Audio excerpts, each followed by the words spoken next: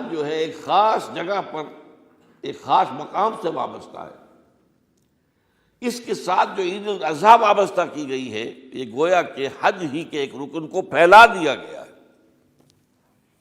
قربانی جو مناسک حج میں بڑی اہمیت کی حامل ہے، اسے عام کر دیا گیا. تم مدینے مکے تو نہیں پہنچ سکے ہو، لیکن یہاں پر قربانی کے اندر تو شریک ہو جاؤ. اور بعض مشابہتیں اور بتائی گئی ہیں کہ ذی الحج کا چاند طلوع ہو جائے تو اس کے بعد حجامت نہ کراؤ، ناخن نہ کاٹو. وہ جو کچھ بھی آپ کو معلوم ہے احرام کی کچھ پابندیاں ہوتی ہیں، ایک مشابہت کسی درجے میں، ٹھیک ہے ہم وہاں نہیں ہیں لیکن ان کے ساتھ ایک مشابہت پیدا ہو رہی ہے. تو قربانی در حقیقت جو ہے عید الاضحیٰ، وہ گویا کہ ایکسٹینشن ہے حج کی، کہ تمام عالم اسلام کے اندر جو ہے تمام مسلمان جہاں بھی کہیں ہیں وہ حج کے اس ایک منسک کے اندر شریک ہو جاتے ہیں. یہ جو قربانی کا مسئلہ ہے، اس کے بارے میں ایک زمانے میں تو بہت منکرین حدیث کی طرف سے اس کے خلاف بڑی جو ہے ایک مہم چلی تھی کہ ختم کیا جائے اس کو. یہ خام خواہ جو ہے خرچ ہوتا ہے بہت بڑا، اور ضائع ہوتا ہے گوشت. اتنے بڑے پیمانے پر گوشت ہوتا ہے، کھایا نہیں جاتا. اچھا ایک زمانے میں فریج بھی نہیں تھے، یہ بھی نہیں کہ آپ محفوظ کر دیں، گوشت ضائع بھی ہو سکتا تھا.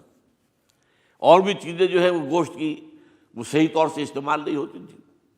تو اس کے اوپر بڑا پروپیگنڈا منکرین حدیث کا رہا کہ یہ جو ہے قربانی صرف حج کے موقع پر ہے.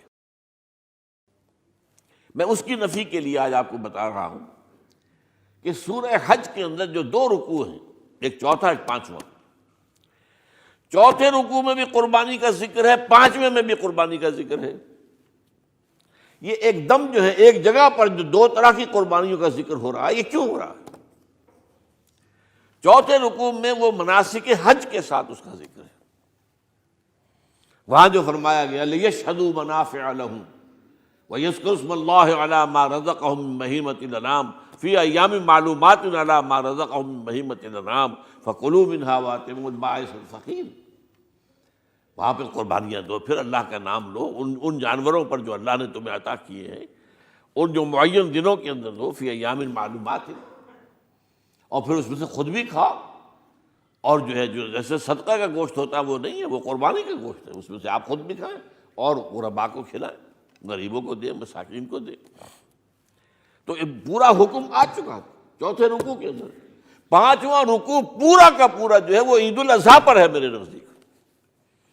یہی حکمت صوم کے بارے میں ہے کہ وہاں جب ایک حکم تکرار کر کے آیا کہ پہلے فرما دیا گیا فَمَنْ كَانَ مِنْكُمْ مَرِيضًا أَوْ عَلَىٰ سَفَرٍ فَعِدَّةٌ مِّنْ أَيَّامٍ أُخَرَ، اگر بیمار ہو کوئی اور یہ یا کہ سفر پر ہو تو وہ تعداد دوسرے دنوں میں پوری کرے.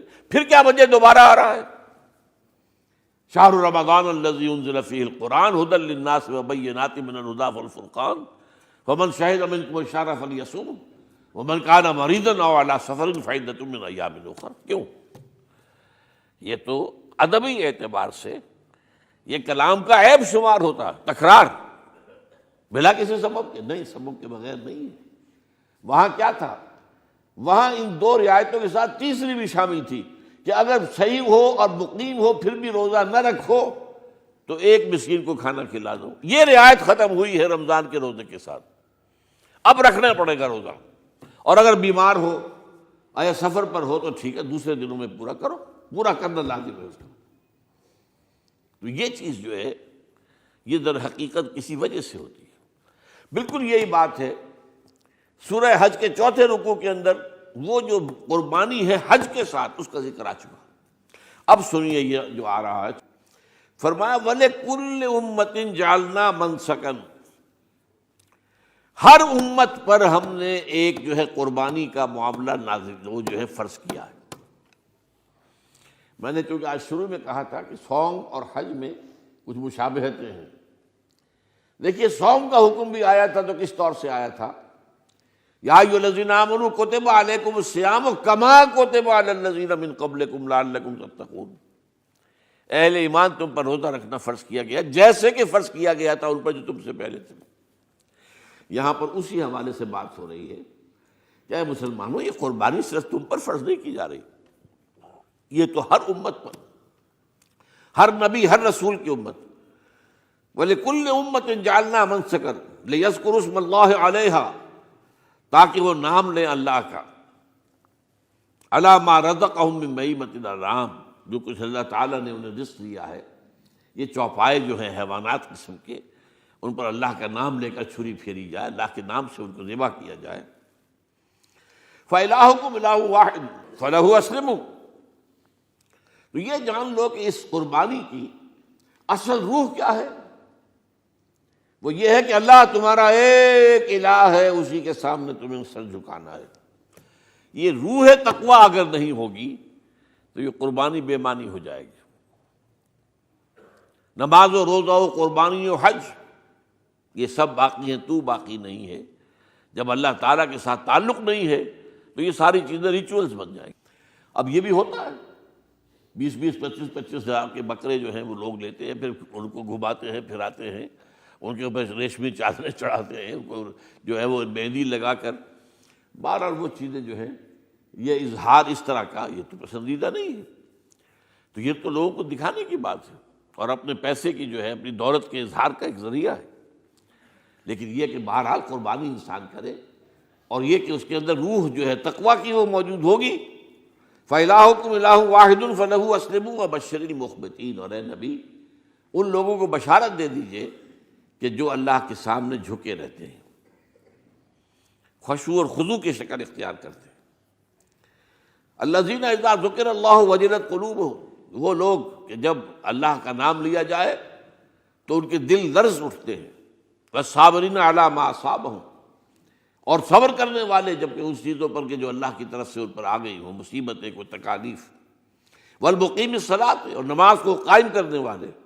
ومما رزقناہم ينفقون، اور جو کچھ ہم نے انہیں دیا ہے اس میں سے خرچ کرنے والے. یہ ایک نظام ہے پورا کا پورا جس آیت میں بیان کر دیا گیا. اس کا ایک جز جو ہے وہ یہ بھی ہے وَلِكُلِّ أُمَّةٍ جَعَلْنَا مَنسَكًا.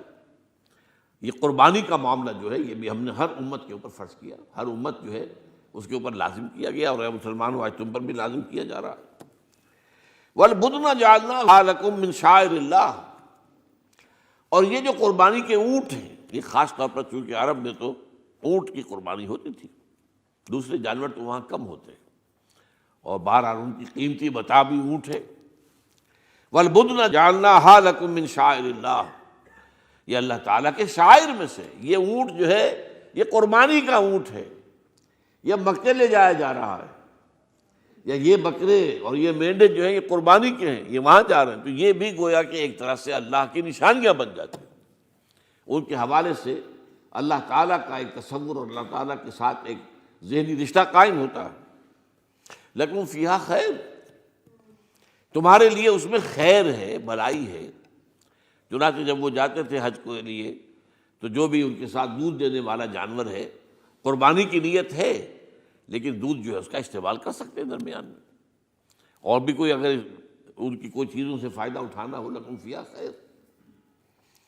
فاذکروا اسم اللہ علیہا، تو اب ان کا اللہ کا نام لو اس کے اوپر. صواف، صفیں باندھ کر وہ اونٹ کھڑے ہوتے ہیں اور ان کو نہر کیا جاتا ہے. آپ کو معلوم ہے ذبح نہیں ہوتا اونٹ، اتنا بڑا جانور ہے، گردن کتنی موٹی ہے، اس کا ذبح کرنا بڑا مشکل ہے.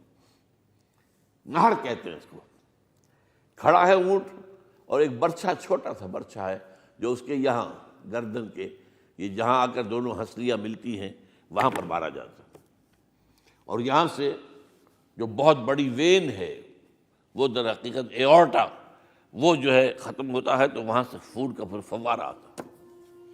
اور اس کے بعد پھر وہ اونٹ کھڑا کھڑا وہ رفتہ رفتہ اس کا جب خون نکل جاتا ہے تو وہ کمزور ہو کر نیچے گر جاتا ہے. یہ نہر ہے.